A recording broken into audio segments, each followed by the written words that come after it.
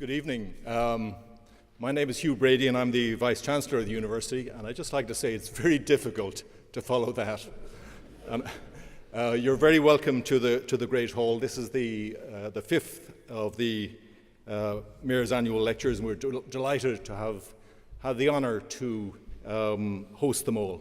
The University places great importance on its relationship with its cities. And so many of our educational activities now involve partnership with the city, its citizens, its institutions.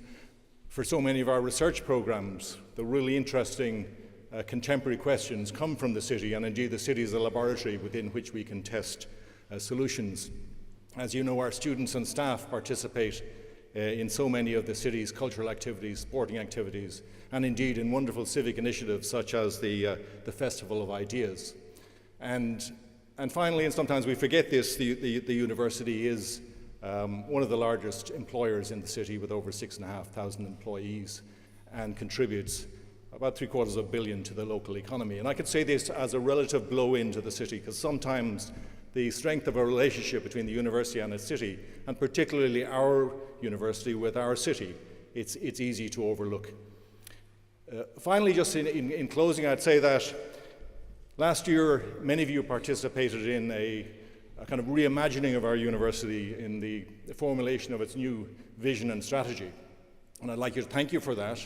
And it's probably no coincidence then that this was an opportunity to reimagine the civic university in the 21st century. And that new ambition for the relationship between the city and the university is already coming to life. And I'll just give you two very quick examples. The first, our Bristol Scholars Programme, which has involved a radical step in terms of the relationship that the university is taking with all of the schools in the city. And just 3 weeks ago, we had the wonderful experience of welcoming the first cohort of 42 really inspirational young people who previously, I think it's fair to say, would not have access to University of Bristol education. And I must say, if you have the opportunity to meet them over the years ahead, they give you confidence in the future, and that cohort will grow and grow. The second initiative that I think exemplifies our ambition in terms of our relationship with the city is the Temple Quarter Enterprise Campus. So for us, this is an opportunity to not just secure the future of the university over a 20, 30, 40-year period, but to play an intimate part in one of the UK's greatest and most ambitious urban regeneration projects. So this should change both the quality and life of our university, but should certainly also increase our relevance and our utility and our contribution to the city, its citizens, and its organisations. I'd like to thank, given the night that's in it, I'd like to thank the Mayor, Marvin Rees, and his colleagues for their unswerving support for these initiatives, both challenge and support in equal measure. And finally, to you, the citizens of the city, because so many of you contributed to the consultation process that led to our new university plan, but also to the consultation process that will ensure that the new Temple Quarter campus is a success story, not just for the university, but for the city. So welcome again, and please enjoy the evening.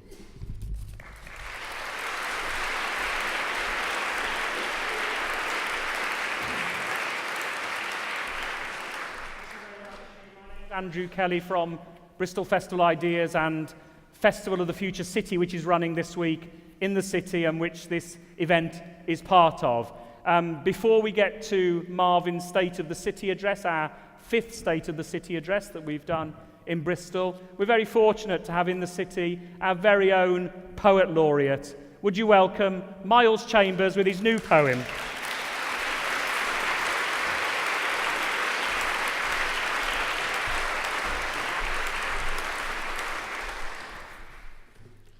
You okay? Yeah, great.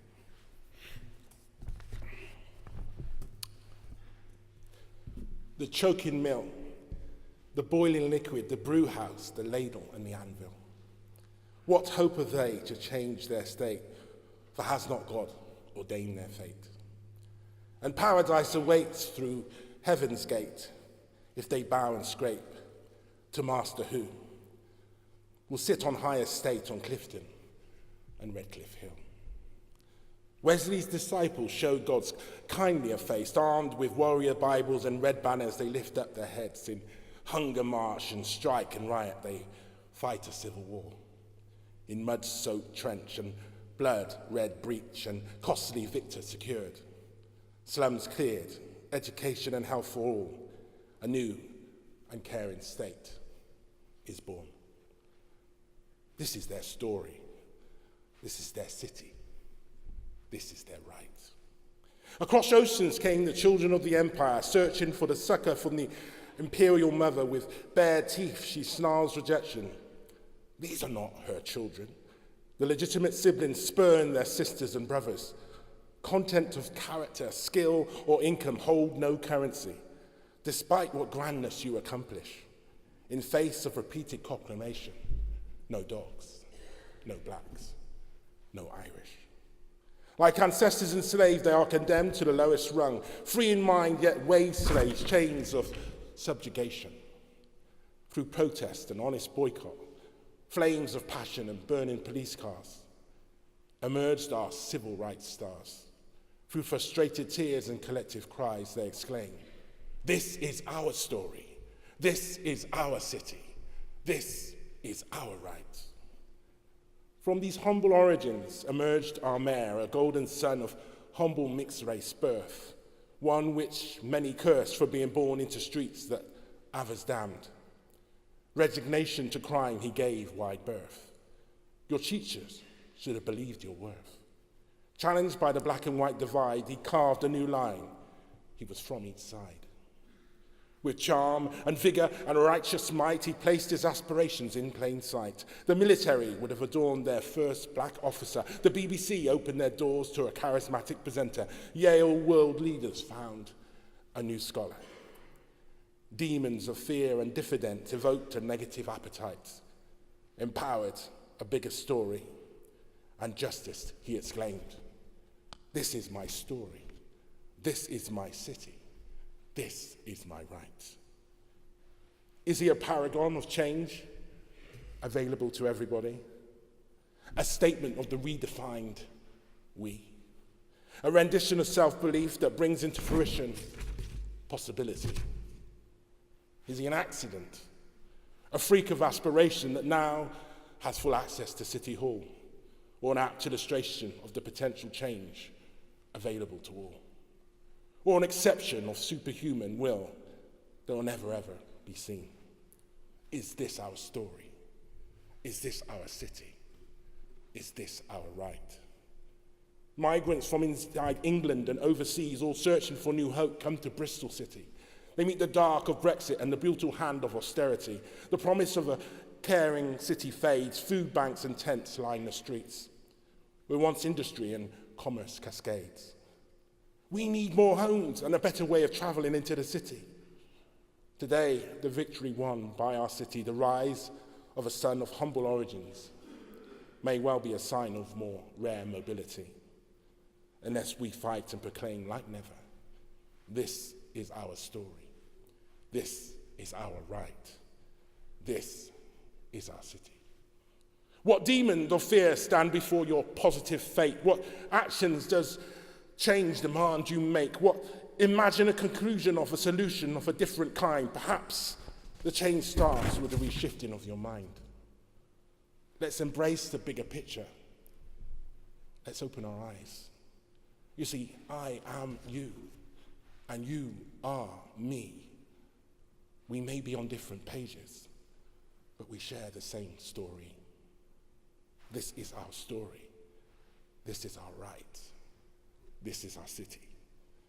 And as for me, by Marvin's inspired possibility, as bright as I may be, there's still more ways I can shine. Let's paint a future how things can be, and a future where we're helping others to really realize their possibility. I don't want to be the singer, but I want to be the song that weaves into their minds and heart and inspires us and moves things along. I don't want to be the scribe, but I want to be the words on the page, words that motivate and inspire, words that positively enrage. I don't want to be laughter, but I want to be the joy and happiness that resonates with our values to tell us simply be the best.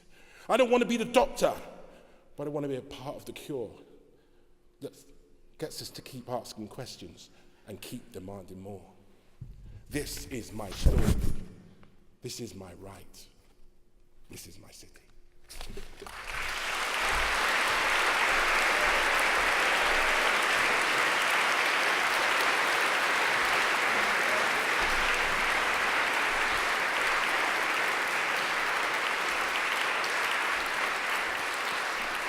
And just before Marvin gives his State of the City address, we're fortunate to have our two youth mayors here who are going to give a brief report on what they've done and also throw down a challenge to the mayor and to the rest of us in the audience and the city. Would you welcome Eve and Jack, our youth mayors?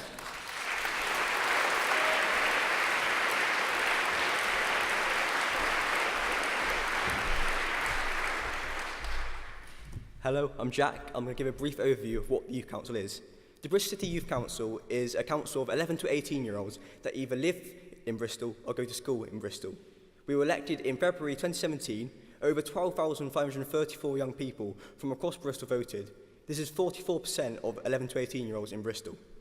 The council is made up of 28 elected young people and 5 co-optees from equality forums. The Youth Council has 4 campaign groups: Education for Life, which focuses on PSHE, What's Next, which focuses on work experience, Young and Equal, which focuses on equality within young people in Bristol, Youth Voice, which focuses on a youth conference, which was actually last Thursday. We held a youth conference in City Hall, which was attended by over 120 young people from over 14 schools. As well as working on our campaigns, the Youth Council meets with councillors, projects and groups. We have represented young people at consultations and written a bid to the European Union for funding for our twin cities, Bordeaux and Hanover.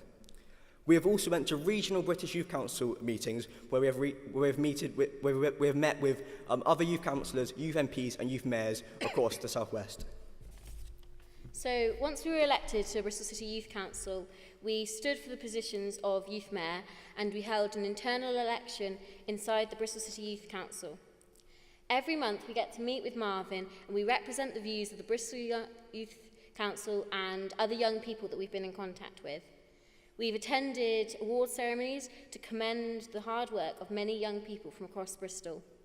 I've sat on a panel at the Female Empowerment Network in Bristol, and we've attended the opening of events such as the Bristol Adult Learning Centre. Our personal campaigns are improving the stigma surrounding mental health and youth engagement in democracy, including increasing youth turnout at elections and supporting votes at 16. During our time at office, Marvin's been so supportive of both the Youth Council and young people. He's made promises to primary school age children to improve their mental health and to secondary school age children, guaranteeing them a work experience placement. He's also been really supportive of making sure that democracy is open to everyone. We've also been fortunate enough to be involved in the City Office, which was set up by Marvin to mobilise businesses, universities and the voluntary sector to work together on a shared focus and priority for the city. We attended the city gathering with leaders from businesses and projects across Bristol, and we gave reflections of priorities for young people and reminded the room that a city that works together with a focus on social action will leave a legacy for the young people of Bristol.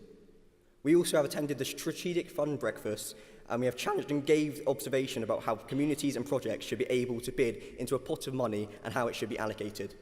We have also looking towards the future is important.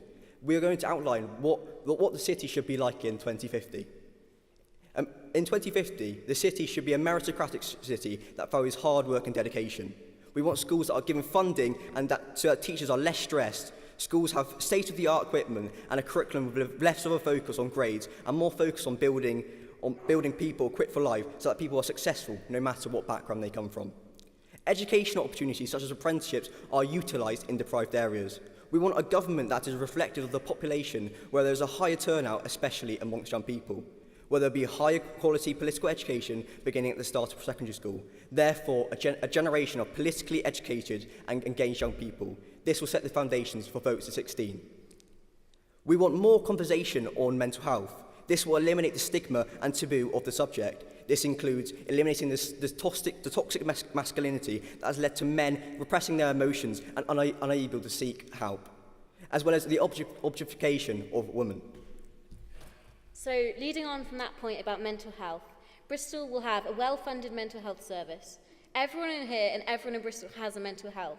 And there are many factors that contribute to our mental health, whether it's good education or home or job security. And we believe that if we have a community-based society with all these factors included, then we will have a much healthier city.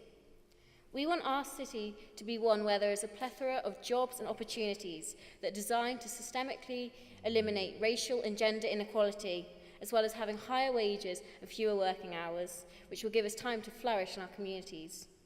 We want Bristol to be a city where there's lots of appeal for investors and businesses to come here, thus creating more jobs for Bristolians.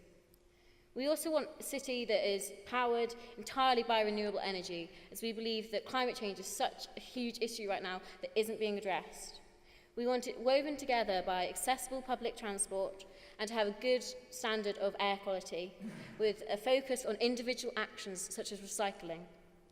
It is accepted amongst our generation that we're not going to be able to afford a house at the same age as our parents, if at all.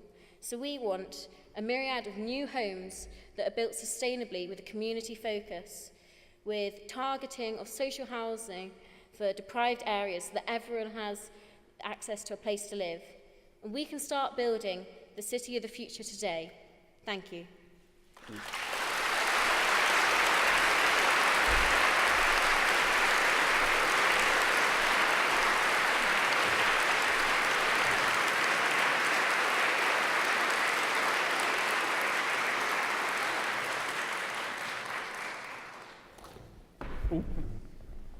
We've just got a slight sound problem here, which we're just trying to sort out. How are we doing? We're just swapping over the belt pack, so we do apologise for this. I've been told to go, and my only line is I'm going to welcome Marvin Rees to the stage. So, anyway, the Festival of the Future City is taking place all day today. I think. Anyway, are you all right? Oh, yeah, right. Well, would you welcome arm wrestling champion, T-boy, opponent of a 3-day week, Mayor Marvin Rees. Major Marvin Rees.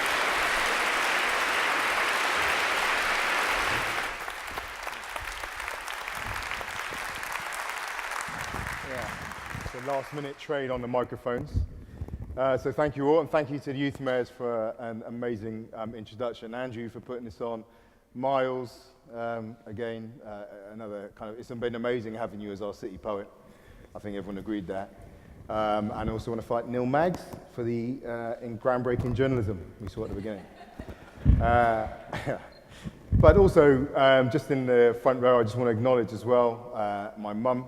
This is about the people that bring you to this point, and actually the things that Miles was talking about in the poem about our background. Obviously, my mum's been at the heart of that. Never likes to claim any credit, but is there. Her best friend Jean as well. I'm down from London. It was like a second mum to me, and I know the times she used to take me back up to London to give us all a break, so it was amazing. And then Pauline, my brother's mum. We have an interesting family.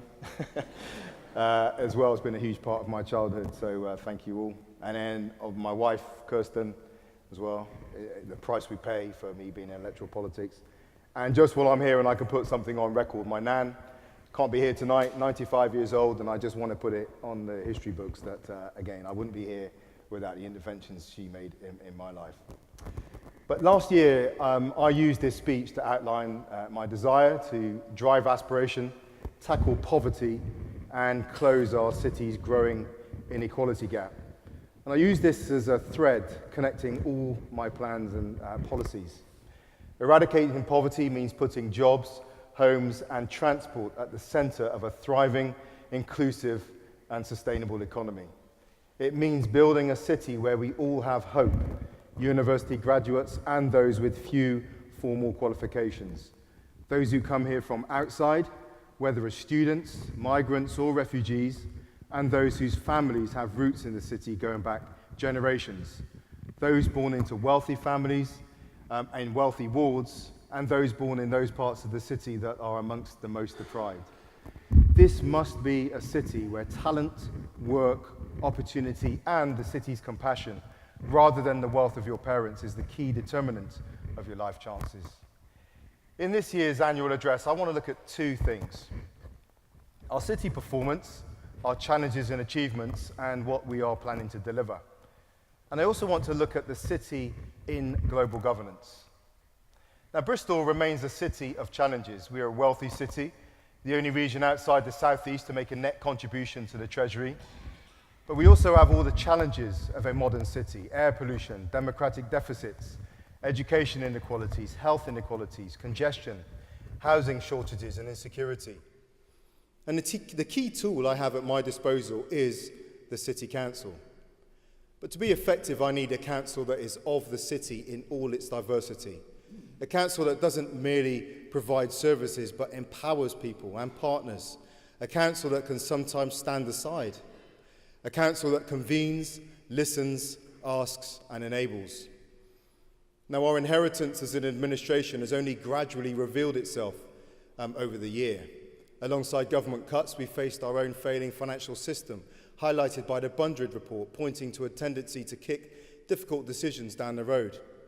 And I asked my Deputy Mayor, Craig Cheney, to lead on finance, placed the Finance Director on the senior leadership team, and asked them both to deliver an organisation that is financially disciplined. Balancing the budget remains tough, but we will do it with transparency and our values. And I'm grateful to Craig and the Finance Director, Denise Murray, for their commitment. And I also want to thank the wider council team for stepping up to the challenge. Now, I've announced our restructure to a streamlined management team that will save the council £750,000 a year. And I'm working with staff to introduce a set of organisational values and a philosophy of work that will take us toward being the development organisation we need to be. Now, nobody's going to vote for us because of it, but one of the most important things we can do is give the city a council that is financially competent. But finance is not our only challenge. The city elects its political leaders, all councillors of all parties. Now, some have fallen into a tired misunderstanding that political leadership means scoring cheap points, tripping up the mayor with tricky questions, or taking debate into the weeds of council processes. But the city elected us to lead, not play placard politics. And again tonight, I say to all parties, we have 3 years before the next election. Step aside from party divides, come and tell me what you want to achieve, work with me and the Labour group to get it done. And if results are more important to you than headlines, we will make space for you. Now, we in Bristol are not alone in the budget challenge. Every council has what's being called a graph of doom that shows the funding gap created by reduced funding versus the rising costs of adult social care and children's services. Councils have reached breaking point with everyone expecting someone somewhere to fail, but hoping it won't be them. After a decade of austerity, the UK is heading rapidly towards the bottom of the league table on public spending. And we are left balancing the need to protect life and limb crisis services against the need to invest in early interventions such as children's centres and mental health, which pay off over the medium term, and in turn against the non-service areas such as the city's cultural offer. Now, I'm sometimes asked to set a no-cuts budget, effectively a budget that doesn't balance, or to use reserves or to borrow. And I feel the temptation, because austerity is a mistaken philosophy, both for moral and strategic reasons. It's hurting people and undermining our economy. But the no-cuts budget argument is flawed. First, we would of course cede political control of our city to unelected officials from Westminster. Second, on the use of reserves and borrowing, this is an ephemeral solution, and each year will effectively worsen the situation, although we do use some reserves. Third, the argument for an unbalanced budget misses a vital fact, that the council is integral to the health of the wider economy, and a failure to manage our finances would damage the whole city's reputation and undermine the confidence of government, private sector, and international investors. The developers we need to build our homes would withdraw. The major infrastructure schemes we are planning would struggle to secure the finance needed. and the ability to grow our economy would be undermined. The price the people of Bristol would pay through lost growth and lost jobs would be greater than the total value of the services the advocates of an illegal budget are fighting to protect. So I say again clearly tonight, I will set a balanced budget during my administration.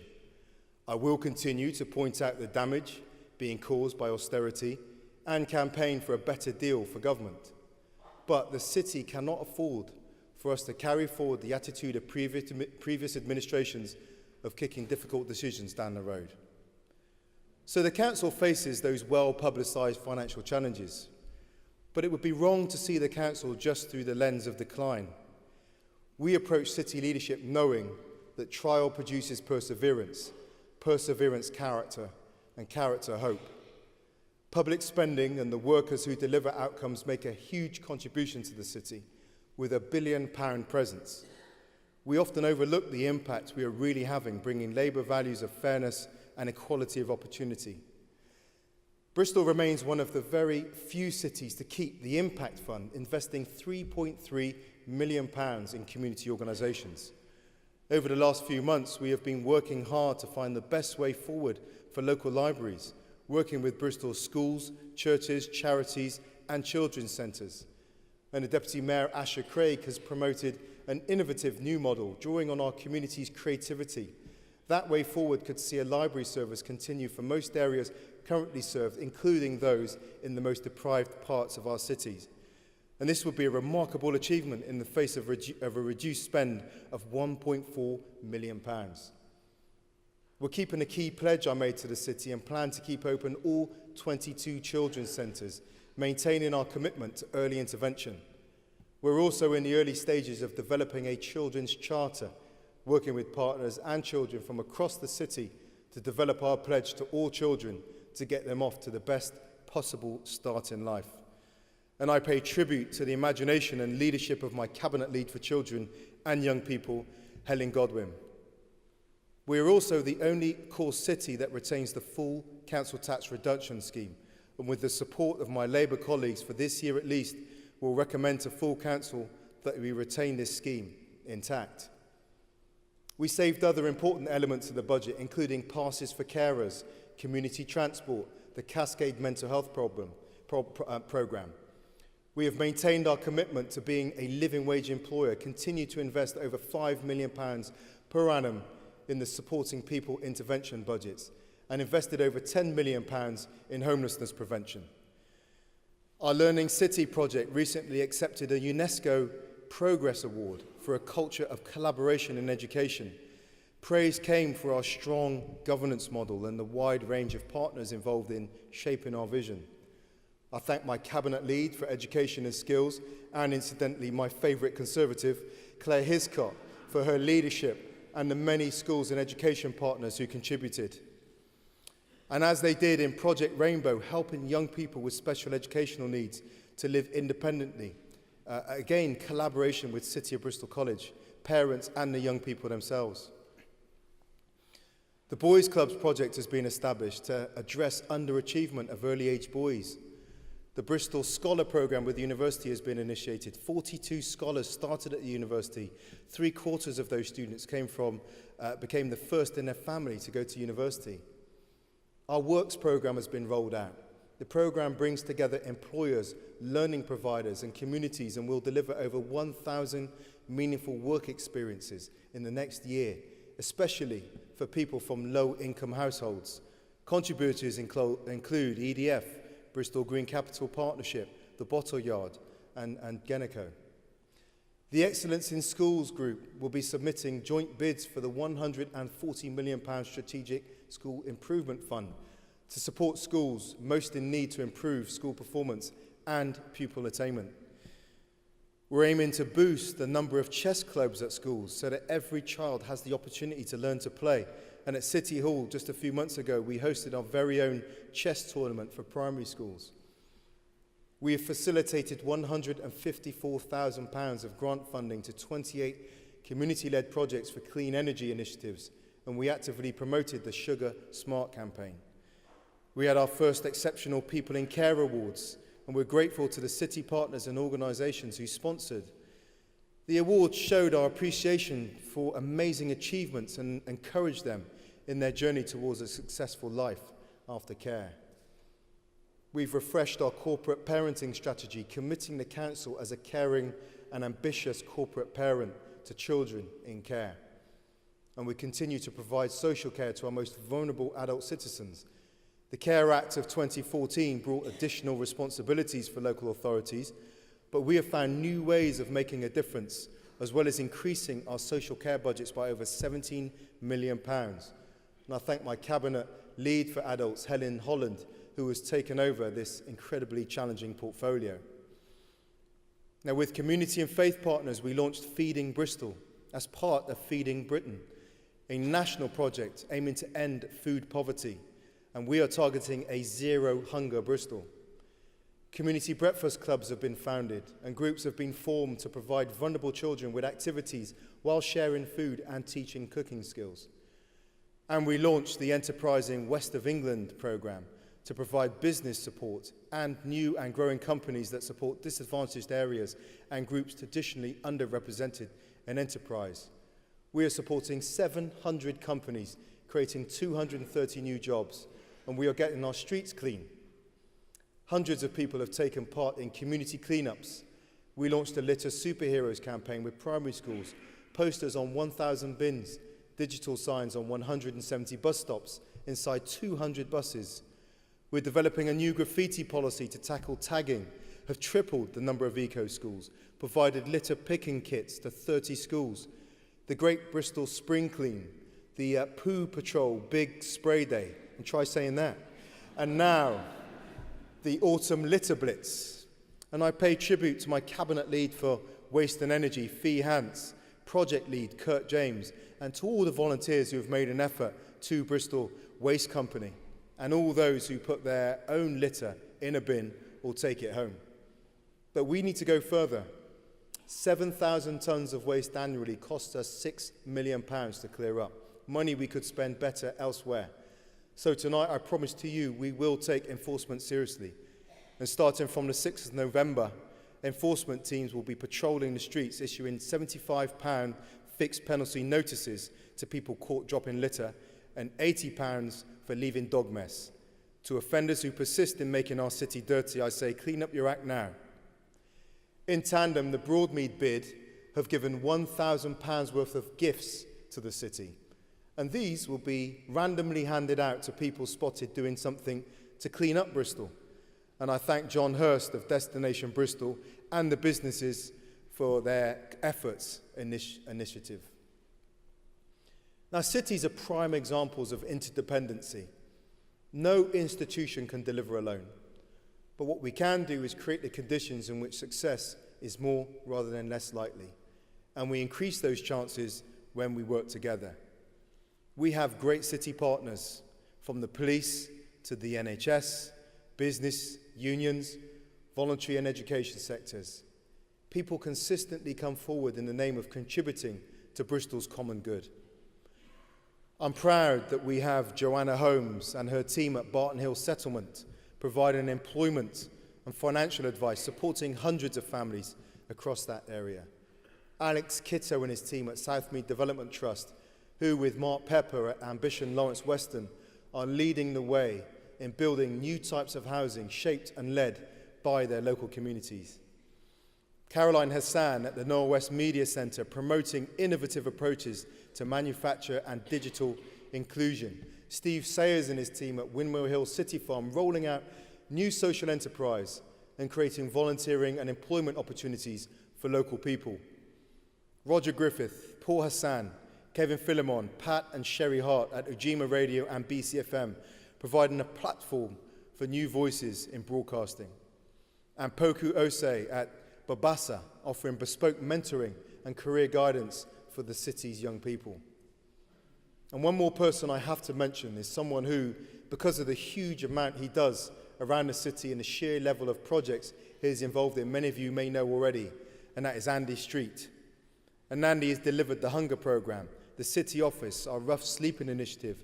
He has helped to create a modern-day Muller Fund, promoted a debt service, and is working with me on establishing a city fund. And I must say he's an inspiration, and I really don't have any idea where he finds the time to contribute to Bristol in the way he does. 52% of our citizens already help out in their community at least 3 times a year, and we've launched a social action plan. To make community action more accessible, we've opened the website Can Do Bristol, a digital platform designed purely for communities to help themselves, connecting people and businesses looking to help to projects looking for that help. And I've continued to work with Ed Robury and Bristol and Bath Regional Capital to create a city fund, or more accurately, a family of funds. We want businesses to commit a portion of existing corporate social responsibility spend to a single pot to be spent at scale, at here, rather than in 100 different places.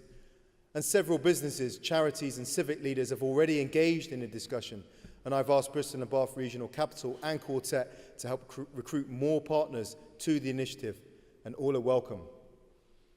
Let's return to where I started, with a clear recognition of the key building blocks in a thriving, inclusive city. Jobs, housing, transport and infrastructure underpin our economic growth strategy and the city plan. And on these we have big aspirations. There is a tendency in our city to think we can't deliver big, that we have to think small because we failed to deliver in the past. And I reject that. On housing, we initiated 8 new build council housing developments in Henbury and Lawrence Weston. And we recently announced the next phase of our new build programme, a council-owned site in Alderman Moor in Ashton Vale for 130 more new homes. And my cabinet lead for housing, Paul Smith, is doing an incredible job. We've worked hard to make the development of Temple Quarter a government priority. As a result, and with the support of our colleagues across the combined authority, we have submitted a bid to the Housing Infrastructure Fund. Now, like all government funds, it will be substantially oversubscribed, but we know our bid is strong and has a reasonable chance of success. The bid would bring £100 million to Temple Meads to unlock additional housing, and we also plan to continue with the developments of Hengrove, Lot Lees and Southmead. That bid brings an additionality of over 4,000 homes to the city centre. And we'll use those housing plans to try and breathe life back into Temple Meads. And I'm happy to announce tonight that we are working with Network Rail, the Homes and Communities Agency, and the University of Bristol to leverage a plan to redevelop Temple Meads Station and the surrounding area, bringing a new retail and hospitality offer to Temple Meads with a more direct link to the city centre. We also have plans to bring ambitious development to the Cumberland Basin. We are putting together a proposal that will tear down the old, ugly road network across the western end of the harbour, build a new bridge across the river at a lower point, and develop the available land on both sides of the Avon, bringing more affordable housing to the city centre, extending the harbour as a residential area to the west.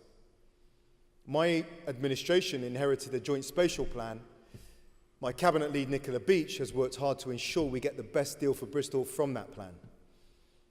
It's a starting point, and we have pledged to raise our own ambitions, significantly increasing the number of homes planned for Bristol in the next 20 years. And Nicola will head up work to identify land available for housing. And as I announced last year, we will rewrite the local plan and build more densely and build higher. I've also met with city partners with proposals for interim housing to help ease short-term crisis and build a bridge between people and the housing market. And when I leave here tonight, I'm going to the We Can Make model home in Knowle West, where I'll spend the night with notorious local councillor Chris Jackson. Yeah, well, and he's asked what, he's getting the food in. On transport, as I said last year, I launched the Congestion Task Group, and they've been operational for 6 months. 20 experts in a room, led by my cabinet lead for transport, Vari Threffel. No political games, no obstructions, no vested interest, just people focused on finding solutions. And they're looking at the Bristol Transport Plan that will form the basis of a regional transport plan and inputting into the city plan for long-term aims. I can also announce our intention to implement a no idle roadworks policy. We will tackle the frustration of idle roadworks and improve on road information, providing the opportunity for citizens to report inactive scenes. I've been working with James Freeman, Managing Director at First Bus Bristol, to introduce contactless payments on their entire fleet. And I can announce tonight that technology is being fitted and tested with a target operational date of January the 8th. I'm extremely grateful to James and his team at First for working with us on this. This announcement comes on the back of the previous announcement by First to invest in clean air, and they are working to introduce 110 biomethane fuel buses with the fueling infrastructure needed. And I encourage all other operators to invest in the same technology. There's always been talk of modal shift, reducing congestion, but that won't happen unless there are viable alternatives. And we remain the only major city without a mass transit system. Metro bus will help, but it's only part of the solution. Congestion remains one of our most serious problems. It hinders people's movement, worsens air quality, and weakens our economy. I previously announced we have commissioned a pre-feasibility study for an underground with our partners in the West of England Authority. And I'm pleased to be able to say initial feedback is that the ground conditions don't look too problematic, and that with the right level of investment, this project is perfectly buildable. A mass transit scheme that connects the northern fringe, the south and the east to the centre, connects the city to our growing airports and people to jobs, has the potential to be transformative for the city and region. Accordingly, my city leader partners Tim Warren in Bath and North East Somerset, Matthew Riddle in South Gloucestershire, Nigel Ashton in North Somerset, and of course our Metro Mayor, Tim Bowles, all recognise the generational opportunity this presents and will support the full feasibility study being commissioned this month. So we will shape our housing and transport actions towards inclusive, sustainable growth, and we will ensure we secure land for industrial use as part of a clear intent to maintain a diverse economy. Bringing trade and investment and tourism remains a key focus along with our cultural offer. I support the Trade TUC campaign for better jobs, for a better Bristol. We have celebrated the European City of Sport. We are supporting our airport's growth plans, and we are working to try to bring Channel 4 to the city. Now, having looked at our challenges and achievements, there is a bigger context in which we see the city. See, the city you experience today is the product of past and present action and inaction by the whole range of public, private, voluntary and faith organisations. Add to this the national and international forces, trade and of course our personal decisions. National governments the world over are finding they don't have the tools to cope with the changing world around them and fail on everything from climate change to inequality, democratic legitimacy. And unless they let cities take their power, they risk dragging cities down with them. National governance continues to be important in so many areas, but we must recognise that it's been shaped to face the challenges of the last century. Central governments are weak partners for cities. This makes rebalancing sovereignty to empower cities the great opportunity of our time. While the genie is out of the bottle on devolution, it often focuses on the wrong areas, has been ad hoc and inconsistent, and does not come with the necessary power to plan for the long term. As our very own Robin Hambleton put it a few years ago, we need to move beyond the devolution deception. If we can do our bit and organise ourselves as a city, collectively agree what we want to deliver over the coming decades, and if we can secure the necessary financial powers, freedoms and flexibility from government, there is little that is beyond us. With globalisation and austerity changing the shape of the economy, and as cities continue to attract people for work and community, so their economic impact and social resonance continues to grow in a way that builds the city identity. In their book, The Metropolitan Revolution, Bruce Katz and Jennifer Bradley describe this phenomenon as Cities aggregate people and places in a geography that is large enough to make a difference, but small enough to impart a sense of community and common purpose. And it's that sense of community and common purpose that we are using to drive forward the city office and write a one city plan to map out Bristol's future towards 2020, a plan for the city that we will all collectively write and deliver.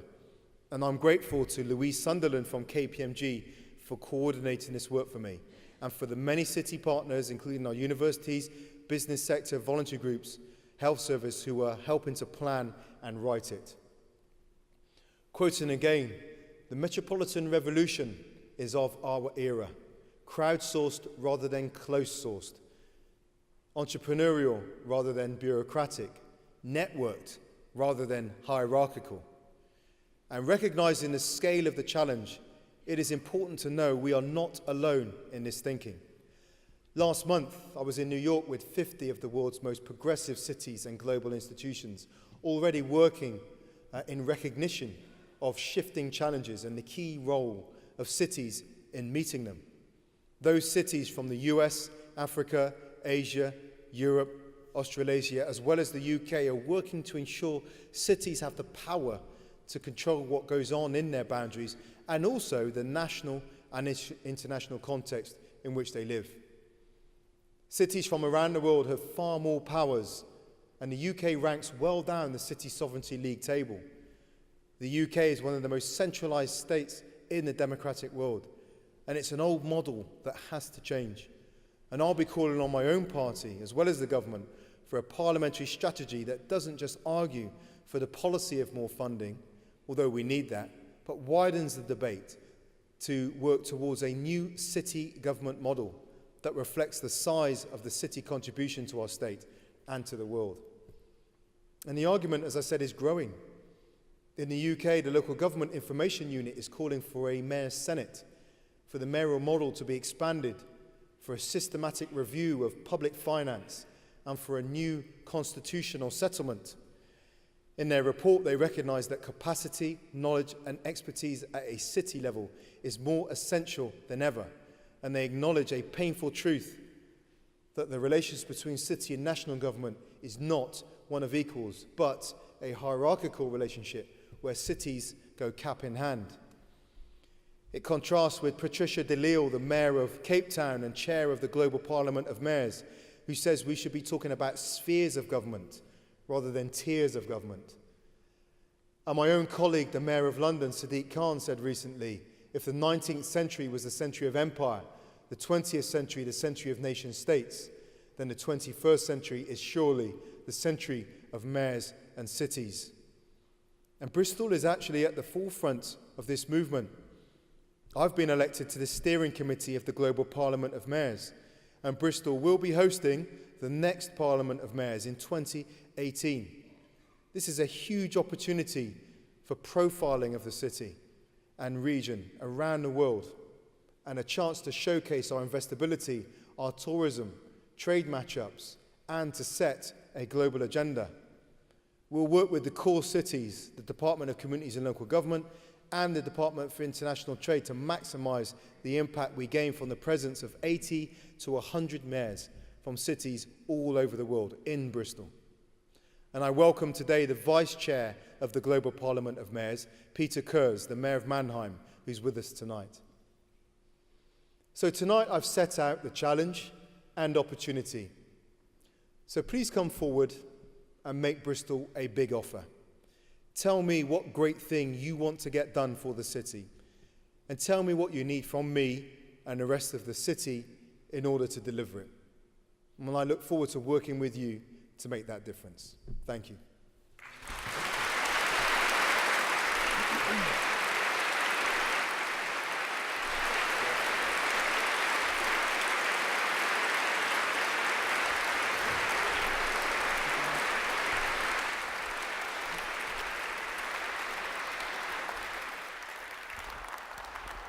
Thank you. Thank you very much, Marvin. We've got a short time tonight. We have to finish by 9 o'clock. We've got a fantastic panel to respond to the Mayor's annual address. and to discuss some of the points he's raised. Then we'll come back to the challenge that the Mayor has set us as well. So on my left, Julia. Where am I gonna sit? Julia Unwin, former director of Joseph Rowntree Foundation, now chair of the Civil Society Futures Commission, and a speaker, in fact all three are speakers in Festival of the Future City. Next to her is Carolyn Hassan, from Knowle, director and founder of Knowle West Media Centre. And next to Carolyn is James Brooks, director of City Solutions and of the National League of Cities. And I just want to ask each of you in turn a question relating to the lecture. Starting with you, I'll start with you, James, which is, you work with mayors across America. How does the Bristol mayor contrast with mayors across America? I alerted him to the question. Well, I guess the first thing to say is that if I were to close my eyes, and I should say this is meant as a compliment, don't want to have translation problems across the pond here, but if I were to close my eyes during Mayor Rees's remarks, it could have been a set of remarks from any big city mayor in America, period. Why do I say that? Because it was about action, it was about problem solving, it was about stakeholder engagement, and it was about empowerment. In the US right now, all the innovation, all the creative thinking, all of the real problem solving is happening at the city level. National government is dysfunctional, as you've probably read. State governments are bankrupt, and stealing from cities, by the way. So it's the action piece. And one other piece. On your chairs, I noticed a quote from an American president, Theodore Roosevelt, the man in the arena. It's a well-known quote, and I'm going to give you another. Roosevelt talked about his crowded hour. Very specifically, it was the point in time when he was prepared to take a great risk for something in which he believed. And I have been fortunate enough to spend 30 years working with elected officials and City Hall professionals. And I can tell you from that every time they take a position, every time they cast a vote, it is for them the crowded hour. It is the taking of a risk. And frankly, it's why I admire them, sir. It's why I respect them. It's why I've worked with them for 30 years, because it's really where the fun and the action is. And that's what I heard tonight. Thank you very much, James. Carolyn, Marvin's going to be sleeping in the house that you've created, which you might want to just tell people a little bit about tonight, but also follow up on the talk about the smart cities and the big data usage. Well, to be clear, I didn't build the house. No. It is a citizen-led housing program, and it's the house, the home, is a product of a lot of meetings, a lot of discussions, a lot of involvement, and a lot of engagement with both the community of Knowle West and other stakeholders. And it's a really good example of how we are able in this city to convene lots of different people, lots of people with different skills, and create a kind of a level playing field where everybody feels that their expertise is valued. And everybody has, well, most people have ideas. Some people have good ideas, but when you bring people together, we have exceptional ideas, and we're really exceptional at problem solving. And I think what we have done, or what we're starting to do in Knowle West, is to create some other ideas around how we do housing. And so what I say to Marvin is, it's great he's coming tonight, and I hope that others will follow, others will invest, and others will support. And so, you know, we are trying to work collaboratively in partnership. And if we just talk a bit about because most of your work, or a lot of your work, has been about smart cities, but with very much strong community engagement, and Marvin referred to that. How do we translate the ambitions that Marvin has as mayor into action across the city, particularly in the kind of communities you work with? Okay, I'll just go back a little bit. 15 years ago, we were lobbying really hard for digital inclusion, access to the internet. Nobody argues with me about that anymore. But we now have many other kind of challenges around digital inclusion. We need to engage with many more people around the design of our smart city. I'm not a big fan of the term smart city, because it implies that we are having surveillance systems. We are being designed by some other exterior forces. I'm much keener on the idea of us co-designing and enabling smarter citizenship, smarter citizens.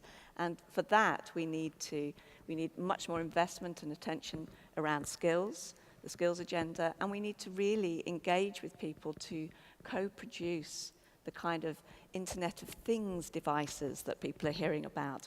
With this technology, we can really start to collectively address air quality. We can think about how we might measure our waste and do something about it and see the progress we're making.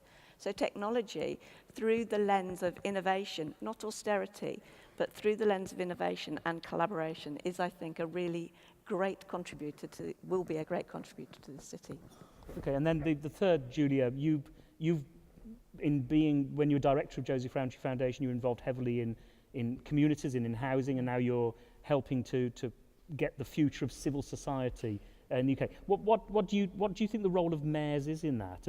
But just tell us a little bit about the Civil Society Futures Commission as well.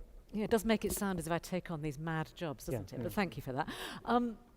We are interested in the inquiry about the future of civil society in England, in looking at all those organisations, many represented in this amazing hall, that aren't part of the market, that aren't part of the state, but are part of the leadership of change.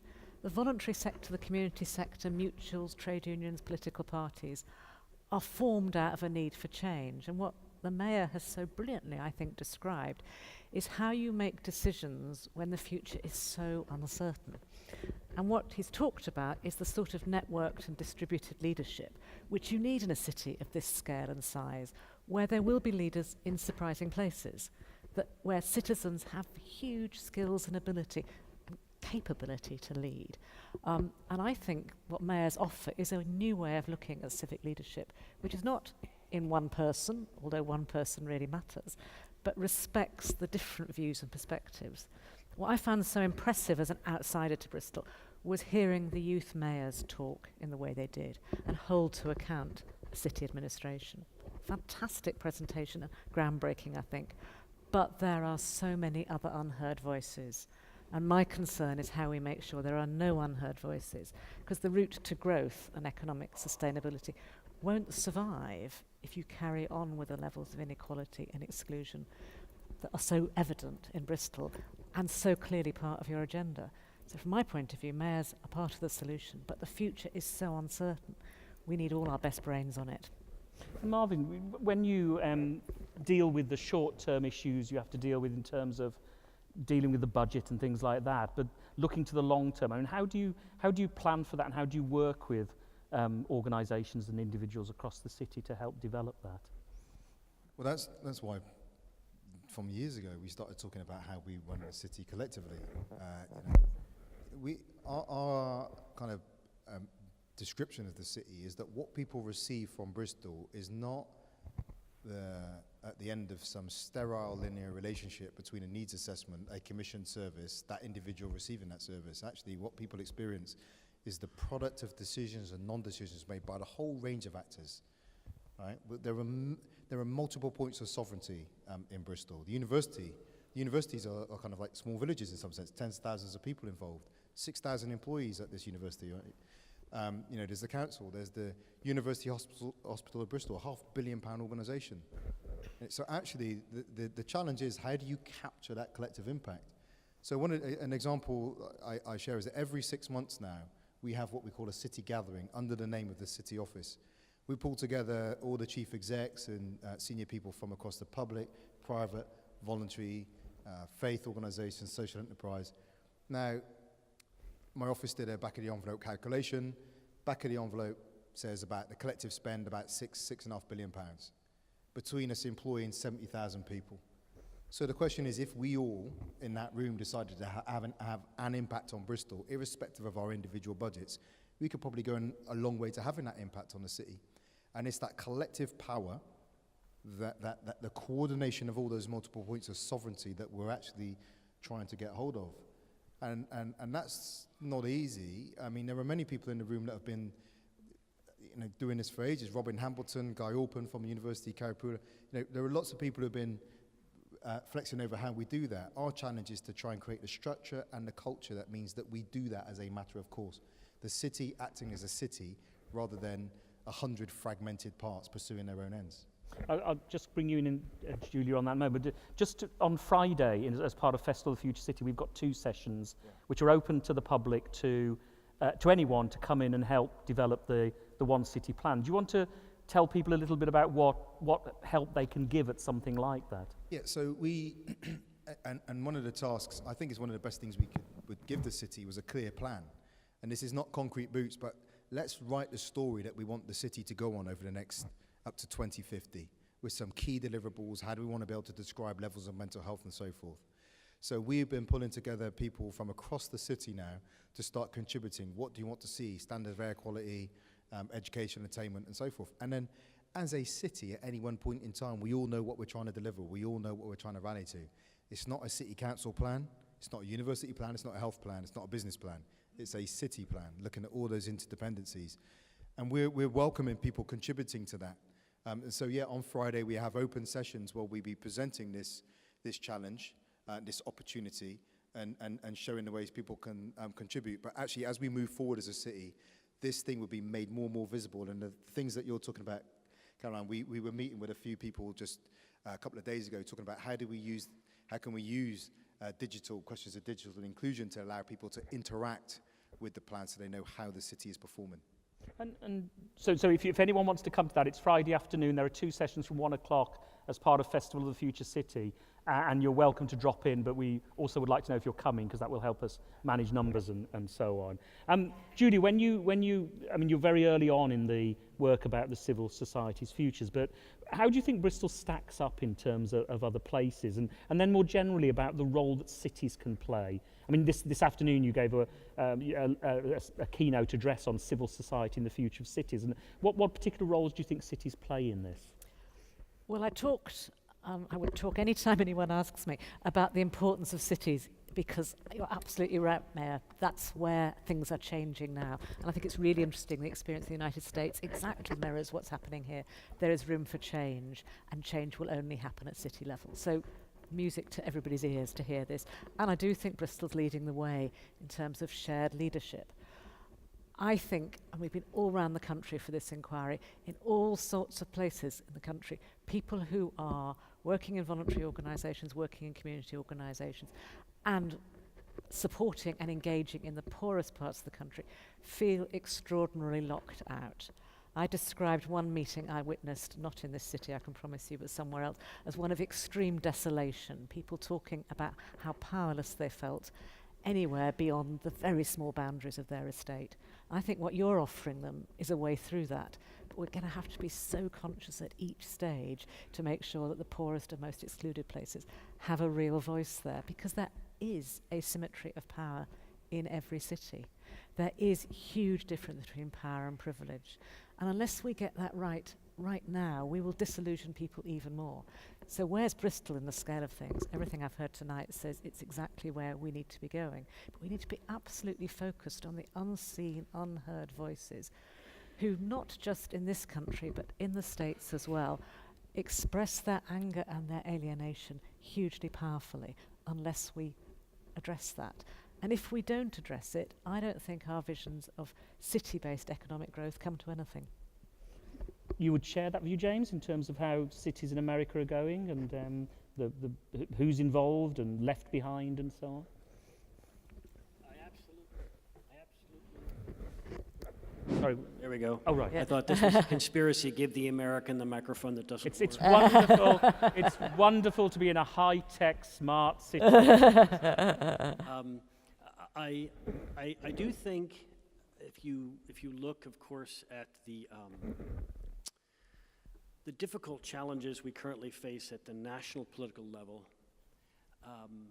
what you see is a very schismatic look at the role of government and who wins and who loses, and the cumulative effects of, let's say, 20, 30, probably 40 years of really impacted globalization. In the US, I date it to NAFTA, which is the 1990s, where the supposed economic benefits of trade and the competitive advantage, all the things that the economists speak about, played out for some and did not play out for others.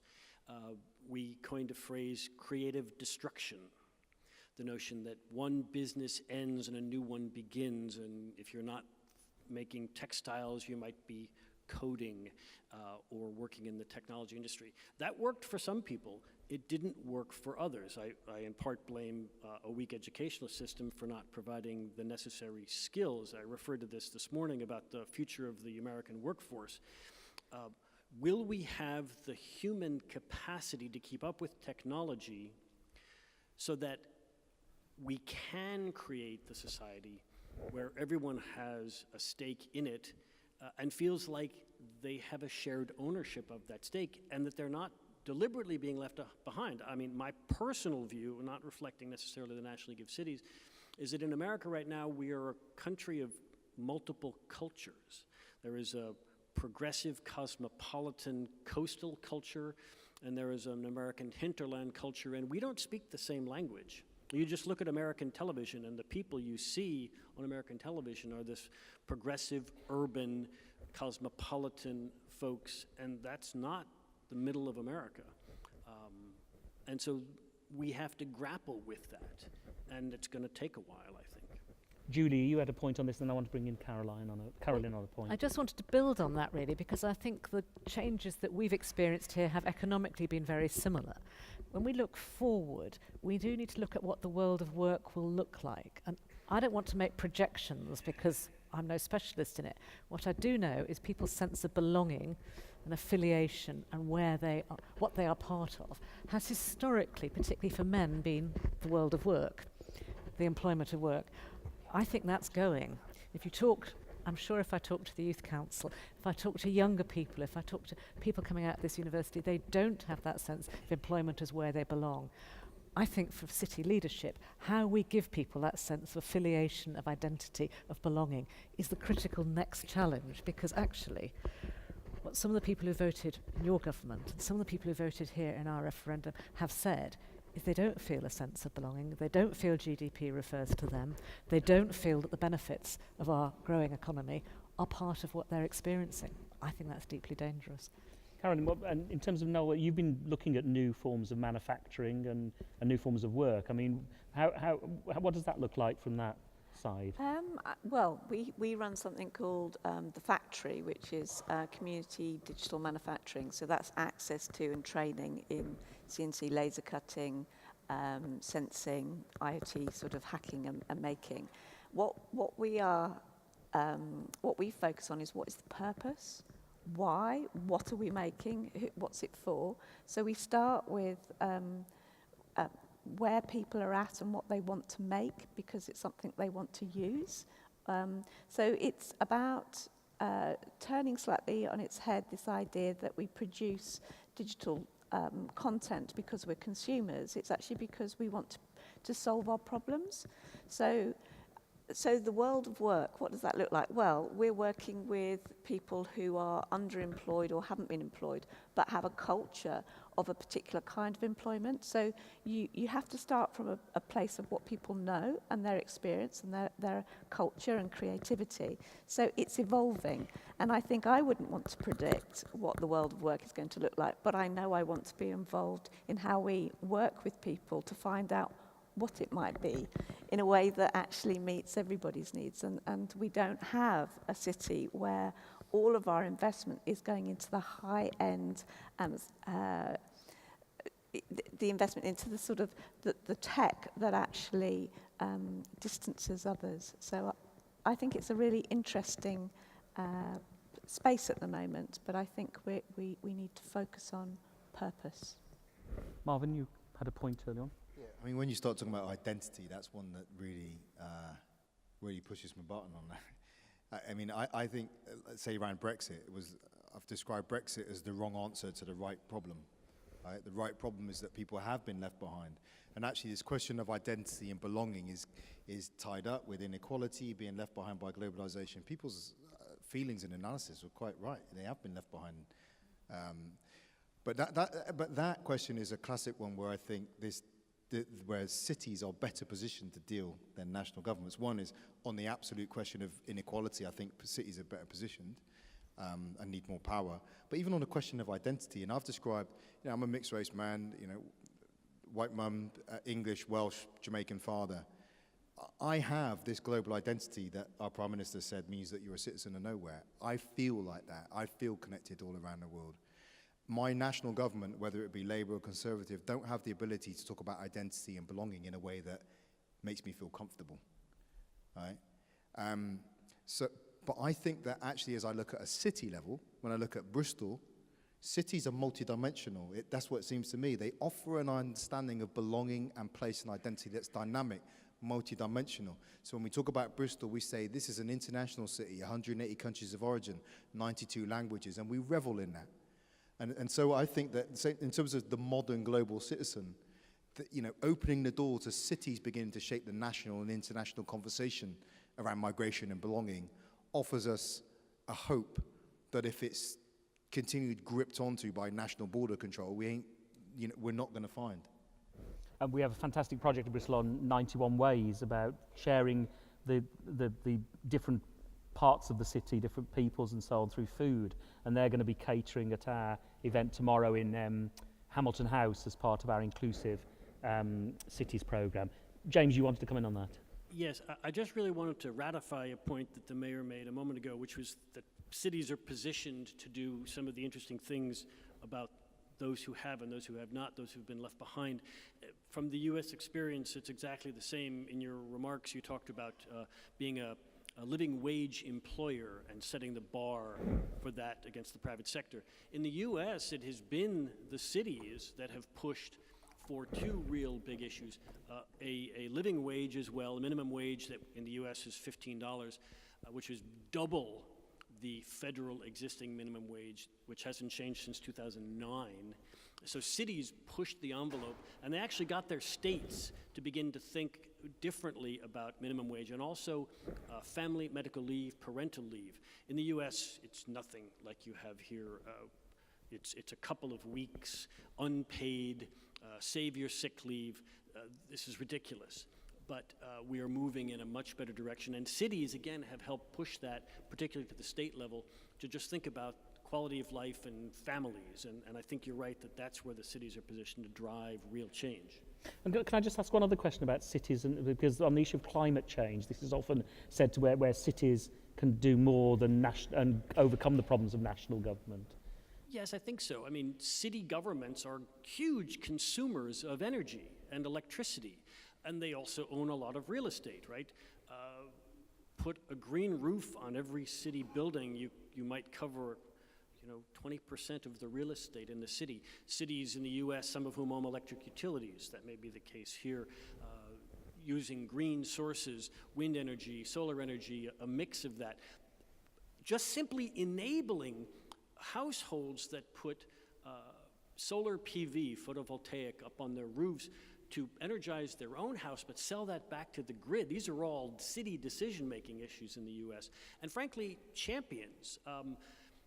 When the U.S. president withdrew from the Paris Accords on climate change, what was COP21, he said out loud that he did not need to be the mayor of Paris, he needed to be the mayor of Pittsburgh.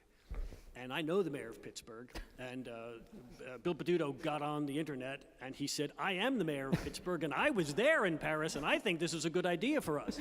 And so don't sit here and tell me that as national policy, we're going to get out of the climate change business because it's good for Pittsburgh.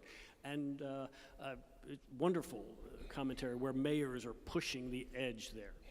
I've got a question to Carolyn and Marvin, which is, we've got two major building programmes going on in the city. One you talked about was the University of Bristol Temple Quarter development, the other just outside of Bristol, the Filton Airfield, the Brabazon Hangar and so on. I mean, Carolyn, how would you want those developments to happen which actually share widely across the city? Well, I suppose with the university development, it's going to be the largest new community, and it's going to be a very particular community.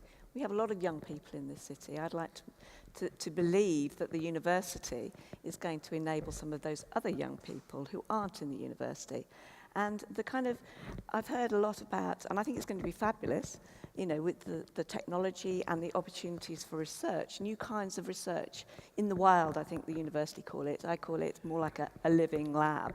But I'd like to see that research going on in the communities that most need to see the change, as well as the university. So let's work together and do that. Marvin? But it's a very practical way as well. So one of the things we talked about was building a well-structured economy that offers avenues in for everyone. You know, if someone made a bad life decision at 19, does 10 years in prison, comes out looking to build their career again, we don't just want an economy that's all media, high-tech, and for PhDs. That will create problems, and inequality costs us.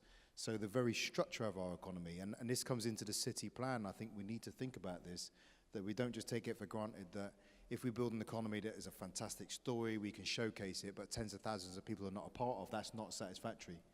So I'd like to see in a very physical development, and actually I'd say that the university, you know, the conversation's been having actually has been about their role as placemaking organisations, how they make sure that development lifts the city.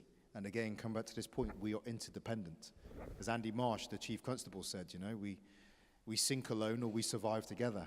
And that has to be the way we think in the face of some of our financial hits now. So I've heard that, and you know, I think, like I said, a lot of people are really rallying to that understanding of our interdependence and how we work together to thrive together. Okay, one final question, which is we've got, Marvin mentioned that the Global Parliament of Mayors is coming to Bristol. Autumn 2018, we haven't got a final date yet, so it's, but you're presenting to the Global Parliament of Mayors. What would you say to them, Julia, in terms of building, and I'm going to ask the same question to everyone else, so the others have got ahead, the others have got time to think now, but what, as in terms of civil society and cities, I mean, what would your message be to them? Can I have two? I'll be quick. Oh, you have two? I'm No, take two. Yeah. Help all cities to bridge the inequality that exists, because without it, economic growth will not mean anything. It won't stick. And I think it's something about inclusive growth and sustainable inclusive growth that all cities need to address. But the second is hearing, and more than hearing, acutely listening to all voices. We have people who are so multiply excluded now. There are people sleeping on the streets tonight whose views and aspirations and desires are as important as those who are graduating from this university. And we need to be hearing those voices that are hard to hear. We need to listen really acutely. I think cities are a really classy place to do that. Carolyn? It's not what I would say, it's what I would want to show them. And I suppose it would be the diversity in the city, the different communities. So it's not just city-centred focused. It's the culture and creativity that exists on the fringes, in the communities, in the places where nobody expects it. So I would want to show them, because it is actually the seeing that becomes believing, and it's where you get mind changes. James? Yes, I would say build your coalition and fight for your rights from national government to do the things that you know how to do best and represent the needs and wants and desires of your citizens, and get the hell out of the way. And if you do not, we will throw the rascals out. Unfortunate timing there, Marvin. But, throwing the rascals out, Marvin? It's Throw me out. The national government leaders, those who profess to be the upper level of government, I would argue that's... You're our arm wrestling champion now. I just pick up on a point, this, when the GPM, the Global Parliament of Mayors, I mean, it is an incredible thing for us to have them come in here. It really is. One of the things I think I reflect on it, though, is when we talk about interdependence, it is within the city boundaries. But I think what's growing is the interdependence between cities across national boundaries as well. So actually, as Chair, when Donald Trump was threatening to withhold federal funding from US cities, the conversation amongst the GPM was, maybe we should step up. Maybe we should make a financial contribution to those cities just to support city sovereignty in the face of a national government that's no. Now, that would have been majorly diplomatic, and we couldn't get the logistics together. But the spirit was there, and in the end, we wrote them letters.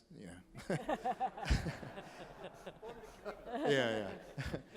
But we are recognizing, as countries are interdependent, I sat on New York, I sat next to the mayor of Kampala. We have a vested interest, and we know that from climate change to migration to conflict to security, we're globally interdependent. And there's a sense in which that interdependence needs to be lived out city to city, not just leaving it to our foreign secretary or trade secretary or Brexit secretary. Cities doing it for themselves. And it's worth you knowing that the core cities in the UK have secured our own meeting with Michel Barnier. Yeah, we're not waiting for the national government to come and say, hey, this is what I've got from Brexit for you. We're in our own meeting to say, well, what could we do as a collection of cities within the current framework? And then what changes could we request within the existing framework to get the kind of relations we want with Europe to secure our future, to protect the dynamism of our population, of our economy, our universities' future. And I think you're going to see a lot more of that. Cities really just saying, we're not living in the box that's been created for us. We're stepping out where national governments are failing us.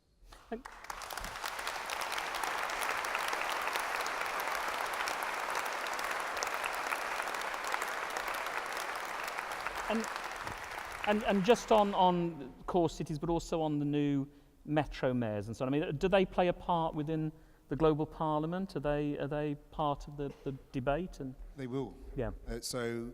We've already just today, Craig Cheney, my deputy mayor, was talking to Chris Murray, the director, chief exec of Core Cities, about how we can use this opportunity not just for Bristol, but for the collection of core cities. So actually, it's a gateway to the whole of the UK. And there was excitement on that front from there. They're very interested. And I was talking to Tim about this as well, because this has to be about the west of England as well. So we'll obviously work with Tim as part of that. That's Tim Bowles, Tim Bowles, West of England. Okay, we're almost out of time. Marvin threw down a challenge to people at the end about your ideas for the city and so on. On some of your seats, there's little blue postcards, which you'd be very welcome to fill in, give us your ideas, and we'll put those up in the Festival of the Future City and we'll use them in further debate. So if you had a chance to fill those in, do put something in there and leave it with my colleagues at the back, and we'll put those into the debate. This is part of the second Festival of the Future City. Final question to the panel, quick one. Future of the cities, are you optimistic about the future of cities? I'll go from James onwards here. Yes. I think you're allowed slightly more than that, but... Yes, sir. Now, I like that. Yes, because of dynamism and creativity and an attention to problem solving and a willingness to engage with citizens. And cities are dynamic. They're the places we work and live and form our relationships and care about, and football colors and the rest of it. It's why it matters. Carolyn? Yes, but I do think we need to see much more of a collaboration, and genuinely, the universities working with the communities, the business really investing in organisations that are struggling at the moment. We need to see that now, not tomorrow, now. And then if that happens, we will have a truly brilliant city where we can do all sorts of things that we haven't actually planned at the moment. Julia? I think it really matters because I think the places people live really matters. I think for far too long in this quite small country we have behaved as if that was irrelevant. And we know, all of us know personally, that the place we live really matters. Most people live in cities. It really matters that they feel that they belong in that city and that city gives them something. I have a word of warning. I think there's a risk that yet one more divide in this country will be between cities and towns. And it's incredibly important that we don't allow that to happen. That the periphery of our great cities doesn't feel left behind in the way that some other communities do. But yes, of course, cities really matter. Marvin? I'm just very conscious that when we do talk about cities, actually people feel left behind. So I'm not an optimist, but I do like Desmond Tutu's statement. I'm not an optimist, but I'm a person of hope. I think hope is more substantial. I find optimism quite a cheap political phrase, so I'm hopeful. Okay, we're out of time. Thank you very much for coming. Do let us have your ideas. There's 2 more days of Festival of the Future City. Our 3rd day on Friday is about inclusive and integrated cities and growth, and will include, as mentioned, the afternoon sessions on the One City Plan. Do let us have your ideas. Thank you to our youth mayors for their fantastic provocation. Thank you to Miles, our city poet. Thank you to Hugh for introducing and hosting us again, the university. Thanks to the University of Bristol and all the partners in Festival of the Future City. A particular thank you to Future Cities Catapult for partnering with us this year.